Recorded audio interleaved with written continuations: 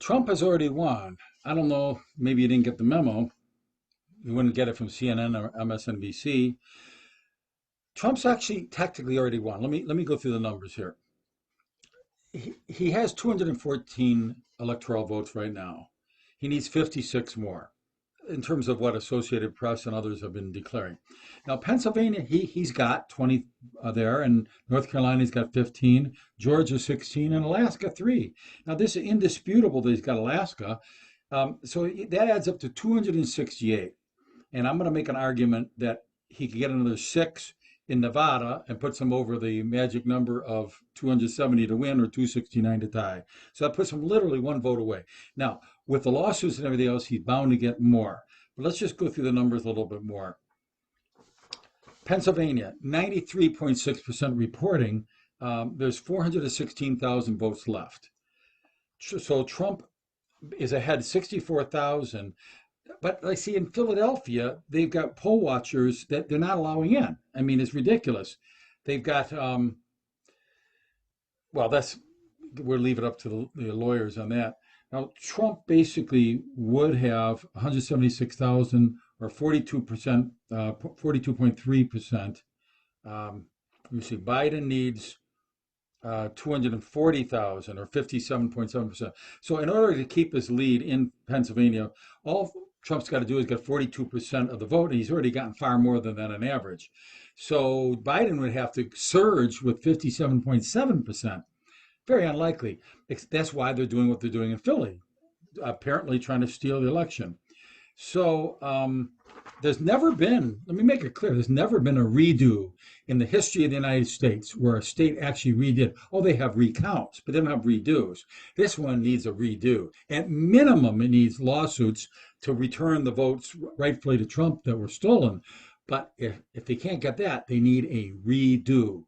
And who could doubt with a very serious redo in the questionable states that Trump would win? Okay, so North Carolina got 15 electoral votes. Let's go through the numbers. 97.6% in as of right now, which is the 5th of November at about 9:30 already. Wow, time is flying. Trump is ahead 76,701. Biden would need a 2-to-1 landslide to tie. And that just isn't likely. I mean, so know these numbers, remember these numbers, and know that they cannot possibly beat Trump in these areas unless they steal votes. Georgia, this is crazy. 99% reporting, only 1% left. This is as good as a done deal. But they're still saying, well, we don't really know. Trump's ahead, but we don't know if we could call this. He's ahead 3,500 votes, even after the stolen votes, most likely. And it's less than 1% right now yet to be turned in. So again, the only way Biden could win these states is if there's a major, major, mathematically improbable, if not impossible, shift. Now, Alaska, I don't know why they don't just call it for Trump. My goodness, Trump has got double, 62 to 33% in Alaska. How is Biden going to catch up? It's a conservative state. No Democrat has won since 1964. That's 56 years, over half a century. But Fox decided to call Arizona for Biden, and they won't call Alaska for Trump. I just, it's as if they're trying to make a psychological angst and anger and furor. It's like they're trying to just make people so mad they want to run and see blood flow in the streets or something. That's not smart. That's not wise. Trump won by 15% last time in Alaska. So I mean, they should call that, and that's 3 electoral votes. Nevada now I already even without Nevada, Trump would be within 1 of tying, within 2 of winning. But Nevada is 89% of the vote is in. And the Election Integrity Project, one of our speakers here in our convention, 20 Days Save the USA, Sharon Engel, has spent years working on rooting out corruption and exposing it in Nevada. I mean, she virtually tied Harry Reid several years ago, and all of a sudden, enough votes to put Harry Reid over the top just appeared mysteriously, like all for Harry Reid and none for her. Just, it was shameful. So she has been on a vigilante message since, and she says she got proof there's 40,000. Now, Sean Hannity just 10 minutes ago or so reported 10,000. It's 40,000. And I know Sharon, I know her personally.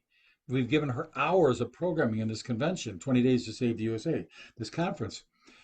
She's an amazing person. She's got the goods. So between that and other stolen votes, it should be a cakewalk. Trump's won this thing. All right. Now, 10,000 people at least voted that Sean Hannity reported on. It's on the internet now too, that don't even live there anymore. But 40,000 is more the number. So that's the case. Let's just go through the numbers. Um, let's see. In rough numbers, you have 1.2 million eligible vote. People who voted in Nevada. Divide that by 10 because 89 or 90% are in. So that means there's about 120 votes outstanding. Trump needs 11,438.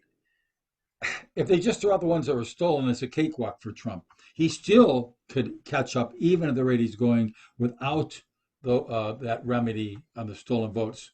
But he'd have to pull 55 to 45% what's left. And he had some Trump rallies out there, and people like him there. And Maricopa County just turned in, I think it was 57%. Yes, 57% for Trump.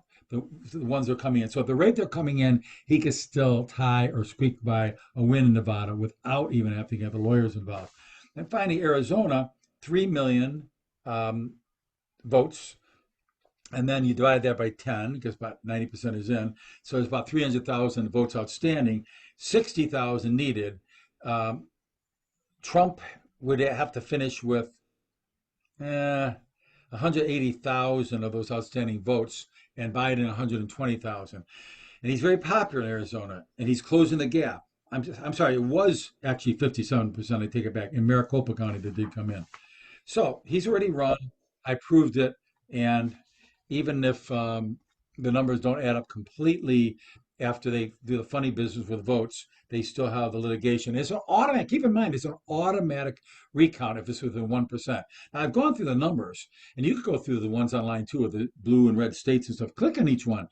It's a blowout, except for these ones in question. Most of them are a blowout. 60-40, 55-45. I mean, there's no way any recount in any of those other states are going to get Biden any place. And last time with the recounts, the error was in favor of the Republicans. So it's obviously going to be again now. And they don't have watermarks. And there's certain watermarks they're supposed to have on these votes. And there's 1,000 ways of proving this stuff wrong. So don't give heart, don't give up hope, and know that Trump has won this thing. Don't buy the Biden lie that Biden's won. Trump has won it. And if worse came to worse, and if every judge decided to be crooked and look the other way, as some people like Larry Klayman would say, the judiciary is so crooked, it's just they're willing to do anything. I don't know if it's true or not. This Larry Klayman's opinion, the founder of Judicial Watch. He just talked to me about that yesterday or the day before. But even if they did all that stuff, still, we got the Supreme Court. Amy is on the Supreme Court now. We'd have a 5-4 or a 6-3 majority. So if they look at the facts, Trump wins again. So any way you look at it, Trump wins. Worst case scenario, Pence is out and a Democrat vice president is in, but Trump is still president. I know that sounds crazy, but the way it works is, and don't get me wrong, when I say the House, I'll explain it. When the House of Representatives gets to decide in a case of a tie, let's say it was a tie, 269, 269, it goes to the House, but not to the House that we know. It's a special representation breakdown of the House of Representatives where each state gets the equivalent of one vote. So what does that sound more like, the House or the Senate? The Senate, because we, as Republicans, we have more than a majority of the Senate. So the quote unquote House deciding would actually be the Senate, something closer to the Senate deciding. But it could conceivably end. It wouldn't be the end of the world. It could conceivably end with Trump as the Republican president. And I'm not going to say Joe Biden. I'm going to say a Democrat for vice president to be decided by the Democrats. 50 votes, 50 states. And frankly, it could be Hillary Clinton. It could be Bernie Sanders. I don't think it'll be the end of the world to see another Democrat, a vice president there to kind of keep blood from flowing on the streets. I mean, I feel sorry for liberals. They wouldn't even know how to fight. They don't have guns. So, let's try not to let it come to that because we don't want to have a bunch of liberals swimming in blood because they didn't realize people would fight back. Instead, let's win this in the ballot box. Let's get the law on our side. Let's fight this thing, as a bloodless coup, a bloodless counter coup. They already have the coup. So, I mean, the liberals, unless they hijack the military and convince everybody, we'll make you general, we'll make you admiral if you follow us in this coup, unless they could do something like that, and I doubt if they would or could, they certainly would try, then I don't think there's any way they could win a civil war. So let's just diffuse everything. Let's try to make it never go to civil war. Let's try to work this out and don't lose heart. Trump's got this. If worse comes to worse on the Supreme Court level, but he has got this. But I think he's got it sooner than that.